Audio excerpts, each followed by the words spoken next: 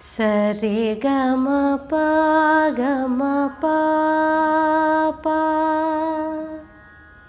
ഈ ട്യൂണ് നിങ്ങൾ എവിടെയെങ്കിലും കേട്ടിട്ടുണ്ടോ? പവനരച്ചെഴുതുന്നു കോലങ്ങളെന്നും.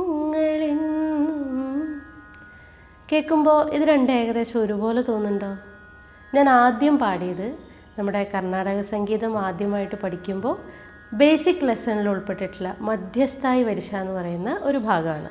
രണ്ടാമത് പാടിയത് വിയറ്റ്നാം കോളനി എന്ന് പറയുന്ന ചിത്രത്തിൽ പവനരച്ചെഴുതുന്നു. ഇത് രണ്ടും ചിട്ടപ്പെടുത്തിയിട്ടുള്ളത് മായാമാളവഗോള രാഗത്തിലാണ്.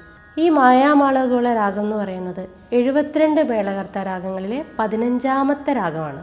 ഇതിൻ്റെ ആരോഹണം അവരോഹണം എന്ന് പറയുന്നത് നിങ്ങൾക്കെല്ലാം വളരെ സുപരിചിതമായിട്ടുള്ള സാ രേ ഗ മ പാ ധ നീ സാ സാ നീ ധ പ മാ ഗ രേ സാ.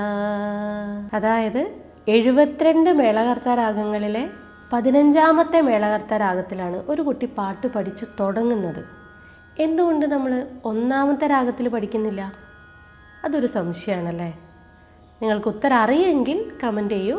അറിയാത്തവർക്ക് അടുത്ത വീഡിയോയിൽ പറഞ്ഞുതരാം. ഇതുപോലെയുള്ള മ്യൂസിക് ടിപ്സ് നിങ്ങൾക്ക് ഇഷ്ടമാണെങ്കിൽ ഫോളോ പാവം പാട്ടുകാരി സാരംഗി കലാക്ഷേത്ര.